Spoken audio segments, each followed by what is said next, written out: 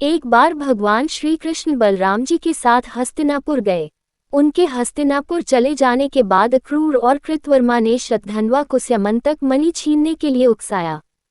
शतधन्वा बड़े दुष्ट और पापी स्वभाव का मनुष्य था। अक्रूर और कृतवर्मा के बहकाने पर उसने लोभवश सोए हुए सत्राजित को मौत के घाट उतार दिया और मणि लेकर वहां से चला गया। शतधन्वा द्वारा अपने पिता के मारे जाने का समाचार सुनकर सत्यभामा शोकातुर होकर रोने लगी। फिर भगवान श्री कृष्ण का स्मरण कर उसने ये प्रतिज्ञा की कि जब तक श्री कृष्ण शतधन्वा का वध नहीं कर देंगे वह अपने पिता का दाह संस्कार नहीं होने देगी। इसके बाद उसने हस्तिनापुर जाकर श्री कृष्ण को सारी घटना से अवगत कराया। वे उसी समय सत्यभामा और बलराम जी के साथ हस्तिनापुर से द्वारिका लौट आए। द्वारिका पहुंचकर उन्होंने शतधन्वा को बंदी बनाने का आदेश दे दिया। जब शतधन्वा को ज्ञात हुआ कि श्री कृष्ण ने उसे बंदी बनाने का आदेश दे दिया है तो वह भयभीत होकर कृतवर्मा और अक्रूर के पास गया और उनसे सहायता की प्रार्थना की, किंतु उन्होंने सहायता करने से इनकार कर दिया।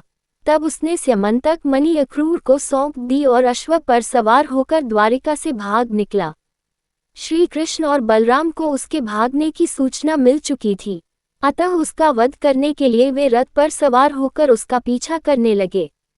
उन्हें पीछे आते देख शतधन्वा भयभीत होकर अश्व से कूद गया और पैदल ही घने वन की ओर दौड़ने लगा। तब श्री कृष्ण ने सुदर्शन चक्र से उसका मस्तक धड़ से अलग कर दिया। इस प्रकार दुष्ट शतधन्वा का वध कर उन्होंने सत्यभामा की प्रतिज्ञा पूर्ण की। शतधन्वा की मृत्यु का समाचार सुनकर कृतवर्मा और अक्रूर भयभीत होकर अपने परिवारों सहित द्वारिका से चले गए। श्री कृष्ण अक्रूर से बड़ा प्रेम करते थे। जब उन्हें अक्रूर के द्वारिका से जाने का समाचार मिला तो वे अत्यंत दुखी हो गए।